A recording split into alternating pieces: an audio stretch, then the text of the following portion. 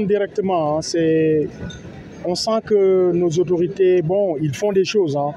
Ils font des choses, ils essaient ils essaient quand même tant bien que mal.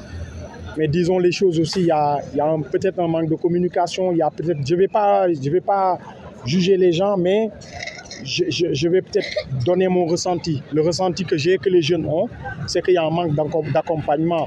Aujourd'hui, la culture, ce n'est pas seulement la danse, ce n'est pas seulement le rap, ce n'est pas seulement le mbalax. Aujourd'hui, quand on parle des industries culturelles et créatives, on peut aussi les JO. Donc, c'est en 2026. Donc, pour moi, les JO, pour moi, les rollers doivent être accompagnés. Il faut un suivi, tu vois. Et je me dis aussi qu'il y a un gap entre nos autorités et aujourd'hui les acteurs culturels. Il faudra vraiment que les gens rediscutent, qu'on essaie de redynamiser ce secteur-là.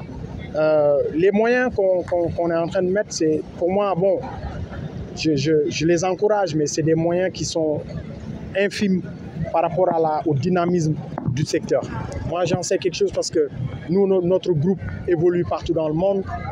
Quand on voit que, je donne l'exemple de la Côte d'Ivoire, un festival qu'on a eu à faire qui s'appelle le FEMUA, rien qu'un des sponsors donne à peu près, je ne sais pas, 200 millions de francs pour juste un festival.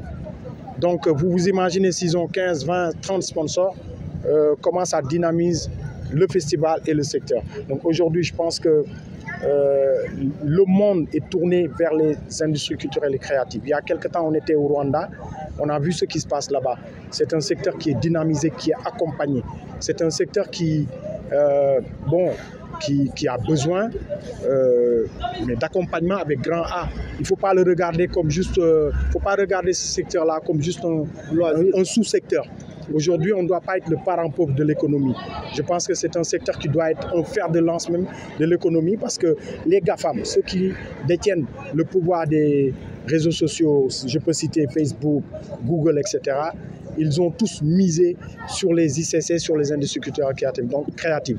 Donc moi, j'exhorte nos autorités à vraiment remettre les bretelles et en dynamisant ce secteur-là, je leur lance un appel encore une fois de plus, Ndongo-Di de Daradji Family.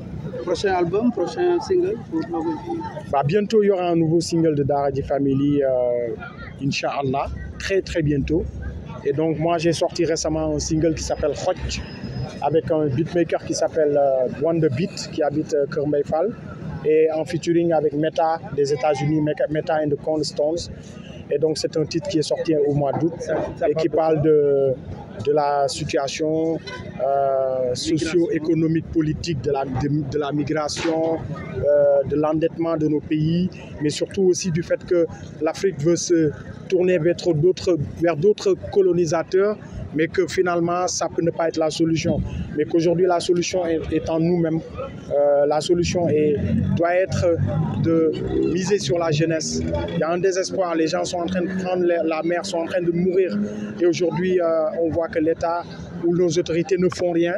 Je pense qu'aujourd'hui, l'alarme a déjà été sonnée et il va falloir que le Sénégal se retrouve, que l'Afrique redevienne ce qu'elle était, avec une jeunesse qui a de l'espoir, avec une jeunesse qui veut s'en sortir et qui doit s'en sortir. Merci beaucoup. Merci.